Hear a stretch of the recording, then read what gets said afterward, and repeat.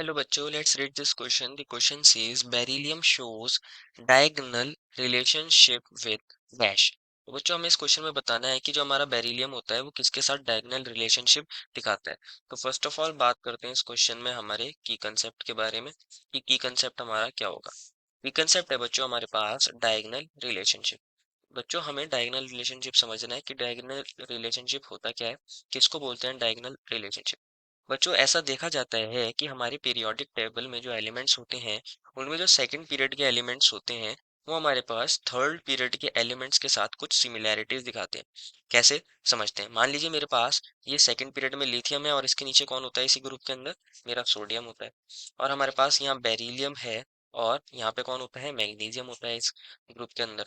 फिर हमारे पास बोरोन और एल्यूमिनियम होते हैं ग्रुप के अंदर, और कार्बन और सिलिकॉन होते हैं। तो होता क्या है, डायगोनल रिलेशनशिप कहता है कि हमारे पास जो एलिमेंट्स हैं सेकंड पीरियड के, तो वो क्या करते हैं हमारे पास नेक्स्ट ग्रुप के फॉलोइंग एलिमेंट के साथ क्या दिखाते हैं, एक डायगोनल रिलेशनशिप दिखाते हैं। दैट मीन्स जो लिथियम है बच्चों वो यहाँ मैग्नीशियम के साथ डायगोनल रिलेशनशिप दिखाता है, और बेरिलियम एल्यूमिनियम के साथ दिखाता है, इसी तरह बोरोन सिलिकॉन के साथ दिखाता है। डायगोनल रिलेशनशिप का मतलब क्या है, यहाँ पे सिमिलैरिटीज देखने को मिलती हैं, डायगोनली सिमिलैरिटीज देखने को मिलती हैं, सिमिलैरिटीज इन प्रॉपर्टी देखने को मिलती है। इसी को डायगोनल रिलेशनशिप बोला जाता है।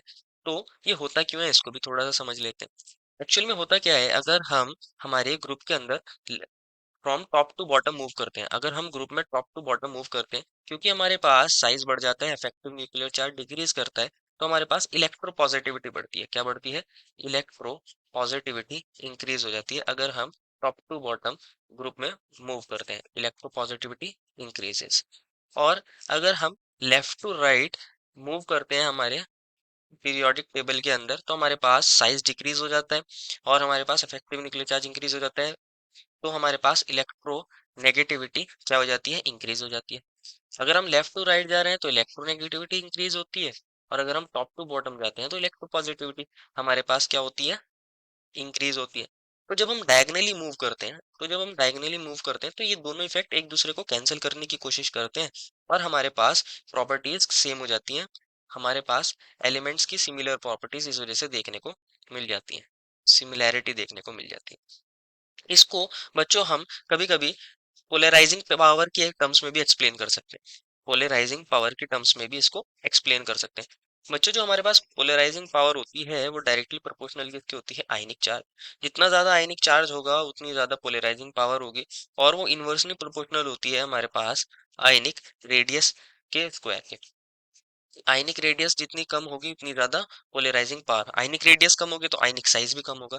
तो अगर हम पीरियोडिक टेबल में again left to right move करते हैं, लेफ्ट टू राइट मूव करते हैं, तो हमारे पास बच्चों क्योंकि साइज डिक्रीज होता चला जाता है, तो हमारे पास हमारे पोलराइजिंग पावर बढ़ जाती है, पोलराइजिंग पावर इंक्रीज कर जाती है, पावर इंक्रीजेस। साइज डिक्रीज होगा तो रेडियस डिक्रीज होगी, तो पोलराइजिंग पावर हमारी इंक्रीज हो जाएगी क्योंकि इन्वर्सली प्रोपोर्शनल है। और अगर हम टॉप टू बॉटम जाते हैं बच्चों, टॉप टू बॉटम जाते हैं तो साइज हमारे पास इंक्रीज हो जाता है, तो पोलराइजिंग पावर क्या हो जाएगी, डिक्रीज हो जाएगी। क्या हो जाएगी, पोलराइजिंग पावर डिक्रीज हो जाती है। तो इसलिए जब हम डायगनली मूव करते हैं from upper left corner to lower right corner like this, इस तरह डायगनली मूव करते हैं, तो हमारे पास ये दोनों इफेक्ट एक दूसरे को कैंसिल करने की कोशिश करते हैं, और हमारे पास सिमिलैरिटीज देखने को मिल जाती है हमारे एलिमेंट्स के अंदर, सिमिलैरिटीज देखने को मिल जाती है। इन्हीं सिमिलैरिटीज को बोलते हैं डायगोनल रिलेशनशिप। तो हमारे पास जो बेरिलियम होता है वो एल्यूमिनियम के साथ डायगोनल रिलेशनशिप दिखाता है, लिथियम मैग्नीशियम के साथ, बोरोन सिलिकॉन के साथ। तो ये हमारे पास डायगोनल रिलेशनशिप होता है। therefore final answer is beryllium shows diagonal relationship with aluminium. I hope you understood it well and best of luck.